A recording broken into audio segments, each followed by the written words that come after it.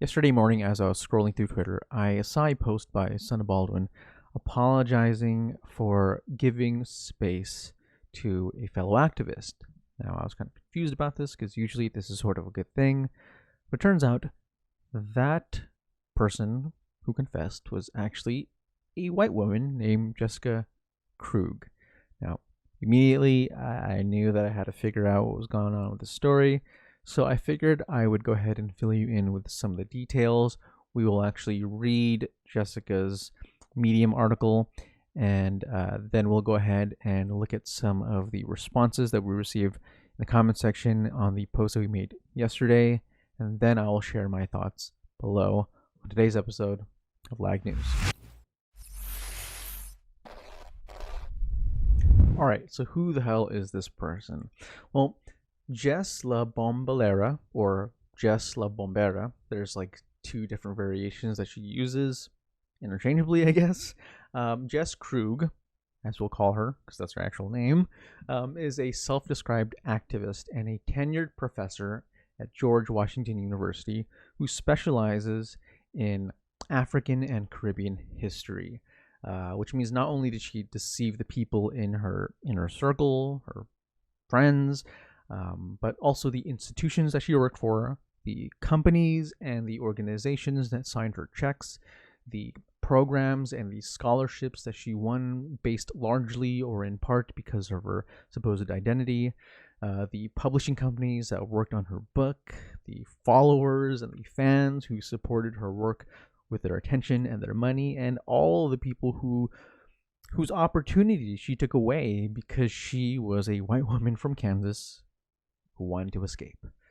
Jessica Krug is a Jewish girl from Kansas who used a fake black identity when she got her PhD from the University of Wisconsin.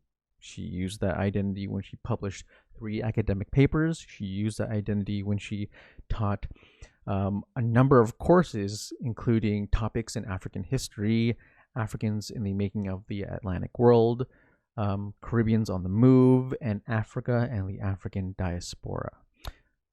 You know, the most ironic thing is she, I'll sort of talk about this later, but she could have done all those things and probably so much more if she actually just admitted to being white. You know, she at least wouldn't have to worry about this falling out. She could have opened so many doors for other black scholars instead of taking up these positions for herself. So let's go ahead and take a look at this article just as a preface. I didn't even know that you can actually get paid if people read your Medium articles. So luckily I opened it once and I only have it up here once. So I guess you'll only get my one, cent. So let's take a look. I'll read through it. All right, folks. So this is The Truth and the Anti-Black Violence of My Lies by Jessica Krug.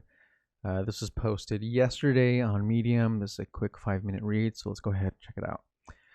For the better part of my adult life, every move I've made, every relationship I formed has been rooted in the napalm, toxic soil of lies. Not just any lies. To an escalating degree over my adult life, I have eschewed my lived experience as a white Jewish child in suburban Kansas City under various assumed identities within a blackness that I had no right to claim. First, North African blackness, then US-rooted blackness, then Caribbean-rooted Bronx blackness. I've not only claimed these identities as my own when I had absolutely no right to do so, when doing so is the very epitome of violence, of thievery and appropriation, of the myriad ways in which non-black people continue to use and abuse black identities and culture, but I have formed intimate relationships with loving, compassionate people who have trusted and cared for me when I have deserved nothing but trust, when I have deserved neither trust nor caring. People have fought together with me and have fought for me, and my continued appropriation of a black Caribbean identity is not only in the starkest terms wrong, unethical, immoral, anti-black, colonial, but it means that every step I've taken has gaslighted those whom I love. Intention never matters more than impact. To say that I clearly have been battling some unaddressed mental health demons for my entire life, as both an adult and child, is obvious. Mental health issues likely explain why I assumed a false identity initially as a youth and why I continued and developed it for so long. The mental health professionals from whom I have been so belatedly seeking help assure me that this is a common response to some of the severe trauma that marked my early childhood and teen years.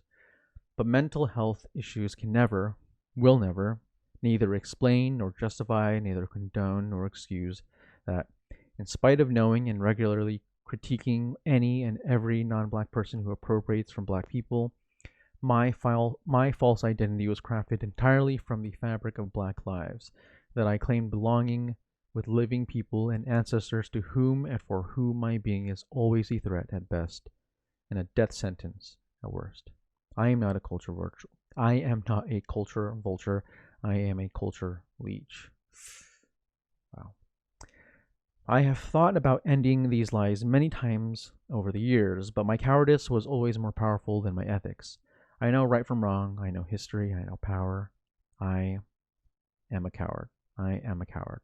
There is no ignorance, no innocence, nothing to claim, nothing to defend. I have moved wrong in every way for years. I believe in restorative justice where possible, even when and where I don't know what that means or how it could work. I believe in accountability, and I believe in cancel culture as a necessary and righteous tool for those with less structural power to wield against those with more. I should absolutely be canceled. No, I don't write in passive voice ever, because I believe we must name power. So, you should absolutely cancel me, and I can absolutely cancel myself. What does that mean? I don't know. Accountability only works when you're in community with people. How can I be in any type of meaningful community with those whom I have so harmfully and horrifically deceived for so long? I don't believe that any anti-black life has inherent value. I don't know what to build from here. I don't know that it is possible to repair a single relationship I have with another person, living or dead, and I don't believe I deserve the grace or kindness to do so. My politics are as they have ever been, and those politics condemn me in the loudest and most unyielding terms.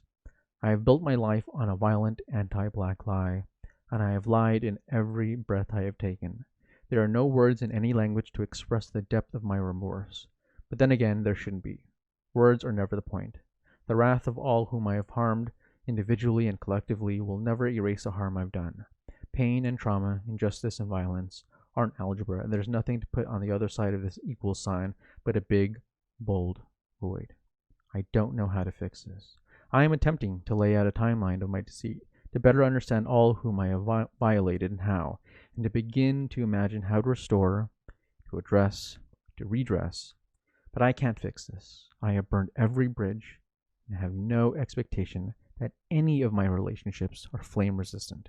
I would never ask for nor expect forgiveness. I long to repair my relationships on whatever terms those whom I've harmed need, but only those whom I have harmed can decide if they are willing. To everyone who trusted me, who fought for me, who vouched for me, who loved me, who was feeling shock and betrayal and rage and bone marrow deep hurt and confusion, violation in this world and beyond, I beg you, please, do not question your judgment or doubt yourself. You are not naive. I was audaciously deceptive. I have a very clear, loud conscience, but I have acted as if I had none. I gaslit you. I begged for your compassion and love for my isolation and loneliness, real and raw feelings, but born of the avalanche of deceit. When I was a teenager fleeing trauma, I could just run away to a new place and become a new person. But this isn't trauma that anyone imposed on me. This is harm that I have enacted onto so many others. There's nowhere to run. I have ended the life I have. I have ended the life I had no right to live in the first place. I have no identity outside of this. I have never developed one. I have to figure out how to be a person that I don't believe should exist, and how, as that person, to even begin to heal any of the harm that I've caused. No white person, no non-black person has a right to claim proximity or belonging in a black community by virtue of abuse, trauma, non-acceptance, and non-belonging in a white community.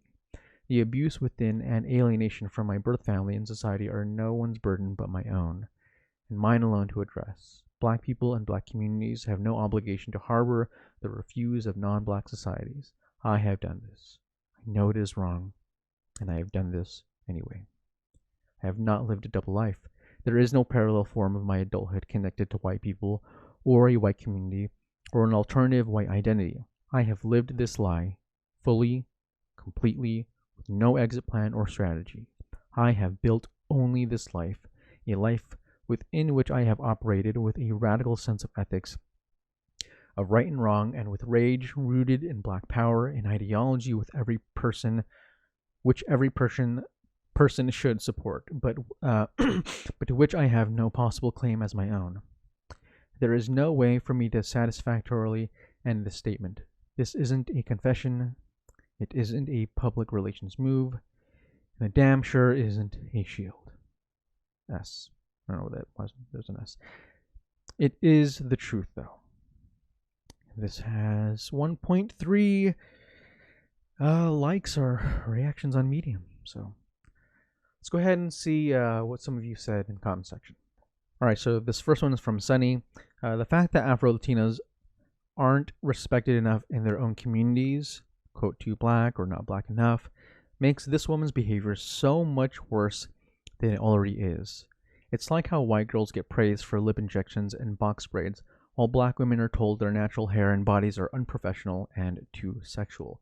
Except this lady took it and ran the fuck off with it. This woman is the perfect example of white people getting praised for shit black people are punished for.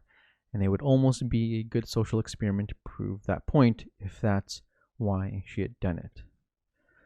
That had 100 reactions. Let's take a look at the next comment over here. This one's from Annie. She needs to return any grant money or scholarship money she has ever received for posing as a person of color. She should be jailed for that bullshit. She saw Rachel Dolezal get away with it and make money off of it, and she figured she'd do the same. There should be harsh punishments for people who do this. She got her job, book deal, and every accolade and support from various organizations under false pretenses. She needs to return every dime of her salary from teaching and provide scholarships to Black and Latino students. This one here is from Ray. Some of the things she admitted to doing, including what women of color who knew her have shared, are disturbing. As one person noted, her whiteness made her believe she was better at being a woman of color than actual women of color.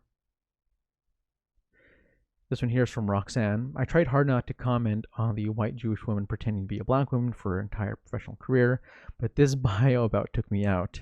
Quote, an unreformed child of the hood. I actually took a look at that photo. You can read this one over here. So this is a author bio that Jessica created a couple of years ago, and it's starts off, Jess Krug is an unrepentant and unreformed child of the hood. Whether dancing, doing research around the world, or teaching, movement is her first language. Much of her time, energy, and all of her heart are consumed in the struggle for her community in El Barrio and worldwide, whether against the violence of the state as manifest by police, the encroaching colonialism of gentrification, or around issues of community health and environmental justice. She teaches, writes, and is an organizer with Harlem Cop Watch and works with Revolutionary Fitness. In the end, she firmly believes that everything works better when remixed to bachata. Well, I wouldn't say that, movement is her first language. I think building up these identities of lies and caking them on might be her first language. All right, let's see this next comment over here from Samuel. She said, quote, I am not a culture vulture, I am a culture leech. I have thought about ending these lies many times over many years, but my cowardice was always more powerful than my ethics. What the Rachel Dolezal is going on? And she taught courses in Latino and African history. I'm speechless and mad at the same time. What made her come out with the truth? What was the purpose or reason for this? She took the mic away from other Afro-Latinos. So apparently I was reading around, and she actually had no intention of revealing this information.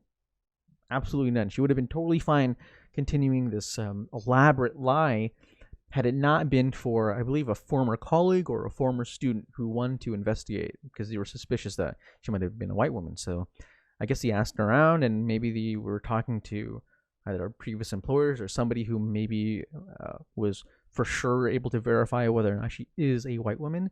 And I guess it was solid enough that Jess Krug was frightened that this news would get leaked, so she came out with the story herself. All right, let's go ahead and take a look at the last comment over here. And this one is by Audrey. And I love the powerfulness and sort of just the simplicity of what's being said here. I don't even see it as appropriation anymore. I see it as infiltration. I feel, despite the heartfelt apologies, there is something very sick and sinister at the heart of it. Well, I completely agree. Yeah, to be able to carry on this lie, there has to be more than just, oh, this culture is interesting. There is, and again, I don't think that it's mental health either. But let me go ahead and get to some of my talking points. All right, so we read through some of your comments, and I want to go ahead and share some of my own thoughts. And the first thing I want to say was that Jess could have 100% supported Black communities as a white woman. You don't have to be Black to help and uplift Black communities. She didn't just want to help out and participate. She wanted to lead and control and influence and be a person of power in this community. She couldn't have just been the type of person who was, supportive and pitching in her money and cheering on from the sides. No, she had to be the one in the front. There are already white people anyways who write books and host lectures about racism, and they talk about it from the perspective of a white person. So there's already this space of white people doing this work. So why couldn't she just do that herself? Why did she have to take all of those positions and opportunities from other qualified Black people? She could have just accepted her identity as a white woman and used that as an opportunity to teach other ignorant white people. Instead, she spent her entire life telling other Black and Latino people that she understood their experiences better than they did. She told those people that they were locked in a room together, and the truth is she wasn't really going through that struggle with them at all. She could have used her leverage as a white woman to help a lot of those people out, but instead she decided to help herself. The second point is that you really can't blame racism on mental illness. I mean, we've seen this time and time again. I am so surprised that someone who has such a prolific academic background would even resort to saying this type of excuse. Racism is not a mental illness. You can be racist and you can have a mental illness, but it doesn't mean that your mental illness created your racism. The shitty confession that Jess made assumes that people with mental illnesses are predisposed to racism. So not only is this ableist to scapegoat your racism by throwing people with mental illnesses under the bus, but it just makes zero sense. Are you trying to tell me that the same mental illness that caused you to assume a fake Afro-Latina identity was somehow absent from your entire career? Did it just spring up now? Because judging by how many lucrative positions she held at prestigious universities and all the books and lectures and the people that she felt qualified to educate, it seems to me that she was very sure of who she was. And maybe she was just that sure of her own lies as well.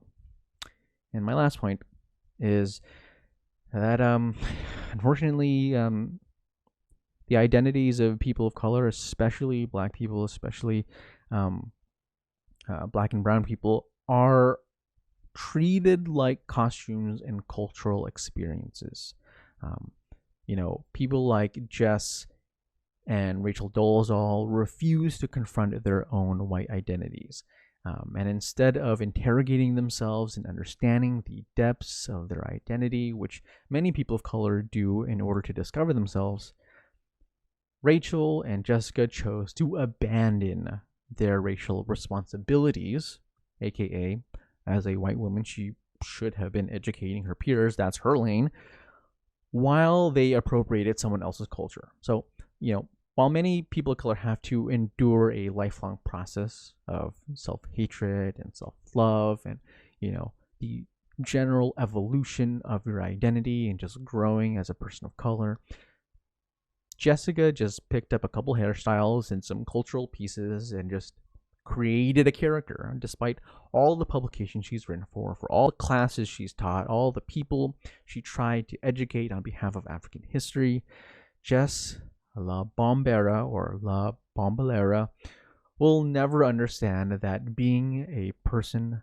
of color, being a black woman, being an Afro-Latina woman is so much more than aesthetics and history and dance moves. A good friend of mine who is on the LLAG Radio podcast, Delany West, came onto the podcast and said it best. Black and brown people know how to make something out of nothing. And for some of us, that means coming to a new country with nothing in your bag but hopes and dreams, with the sole mission of making life better for your kids. For others who live in a family with multi-generational poverty, that means becoming the first college graduate or the first to own a home. For Jessica Krug, being black and brown, in her eyes, was purely empowerment. She was welcomed into black and brown communities she wasn't part of. She was able to live and to work as a successful woman of color. But does she realize that so many black and brown women aren't even welcome in their own communities? Perhaps the silver lining here is that at the end of the day, I know that Jessica Krug was, and will always be a white woman. And I say that because, when all is said and done, you can appropriate a culture style, you can appropriate their language, their history, and even their identities. But feeling Afro-Latina is a hell of a lot different from actually living and being an Afro-Latina.